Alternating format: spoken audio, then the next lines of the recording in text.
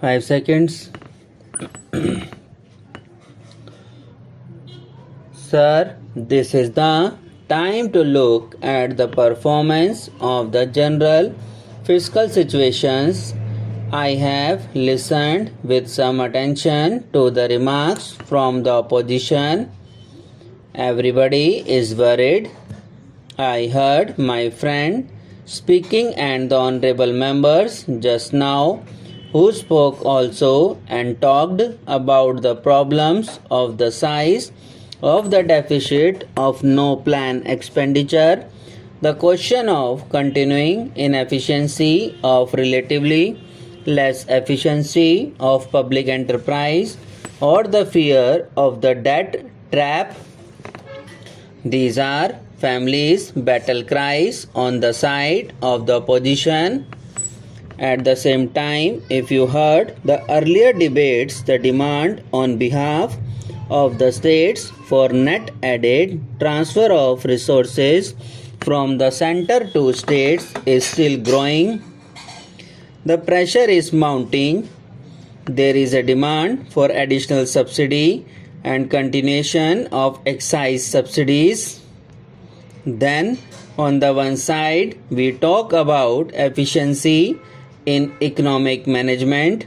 On the other side, we find different state governments and particularly some of the neighboring state governments indulging in populist approach towards repayment of loans from the banks or other sectors of the government. Now it is very difficult to reconcile the economic rationality of the demand and the economic rationality of the comments that the opposition members are trying to make. Let us look at the hard facts. The question is whether the economy is growing in terms of growth rate of the GNP. This can be checked in terms of figures available here. The fact is that it is growing at a very fast pace. In fact, the expected rate of growth of real income in the current year is likely to be around 8%, which is much higher than what we have seen in the recent years. If you look at the sectoral composition of performance, thanks to the bountiful monsoon and a more imaginative agricultural strategy, particularly the food production, we are finding a better performance in the food production sector. Of course, we depleted our buffer stock, but as a result of the better crops and with some imports, we are trying to replenish our buffer stocks.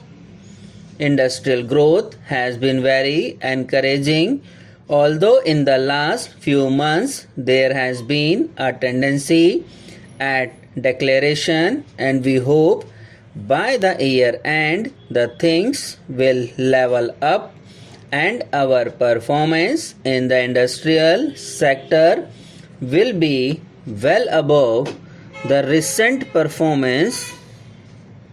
It should be crossing 10 to 11% mark altogether.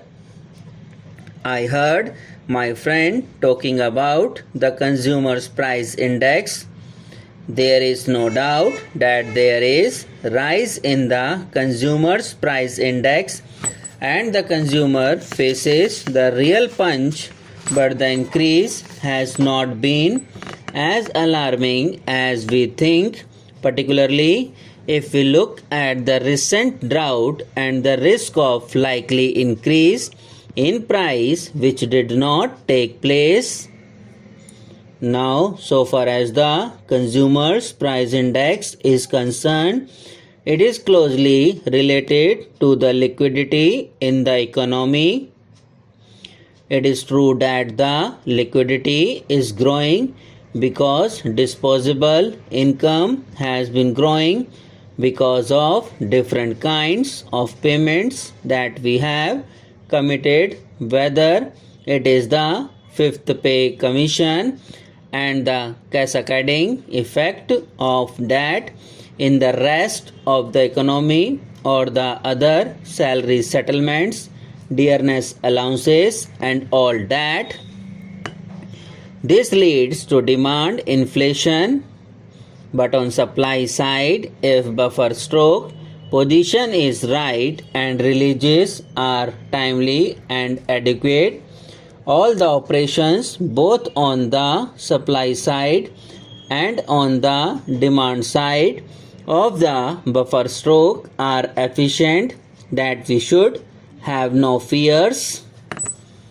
It seems to me the very fact that the price index has not been rising at a very rapid pace shows that the supply management, so far as the essential commodities are concerned, has been somewhat efficient, and this has given us a relatively better balance with demand. Now, so far as the wholesale price index is concerned, it is very encouraging. As a matter of fact, there was a slight pressure, but if you take the latest figures, there has been a declaration there. What is particularly encouraging is that in the agricultural product group, the rate of increase in the wholesale price index has been much less compared to the non-agricultural commodity group. However, the fact remains that the resource position of the government is under strain. When we talk of resource position, we talk of three components. Number one, what is the rate of the domestic savings? Particularly, the net figures have been under serious stress. Fortunately, the household sector performance has been good, but the performance at the corporate sector level and particularly the saving in the public sector of the corporate sector has been discouraging, and much more discouraging has been the rate of the savings in the government sector. So this is one area where substantial correction is required in order to generate adequate resource for investment. The second component is related to revenue. Now if you take the total revenue picture, the direct taxes constitute 14% and indirect taxes constitute 85%, which are increasing every year. Sir, this is the time to look on the performance of the journal fiscal situation. I have listened with some attention to the remarks from the opposition. Everybody is worried. I heard my friend speaking and the honorable members just now who spoke also and talked about the problems of the size of the deficit of no plan expenditure, the question of continuing inefficiency of relatively less efficiency of public enterprises, or the fear of the debt trap. These are familiar battle cries on the side of the opposition.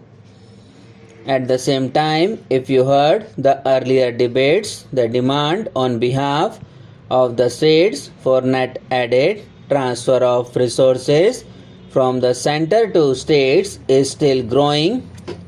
The pressure is mounting. There is a demand for additional subsidy and continuation of excise subsidies. Then, on the one side, we talk about efficiency in economic management. On the other side, we find different state governments and particularly some of the neighboring state governments indulging in populist approach towards payment of loans from the banks or other sectors of the government. Subscribe now and press the bell icon. Never miss an update.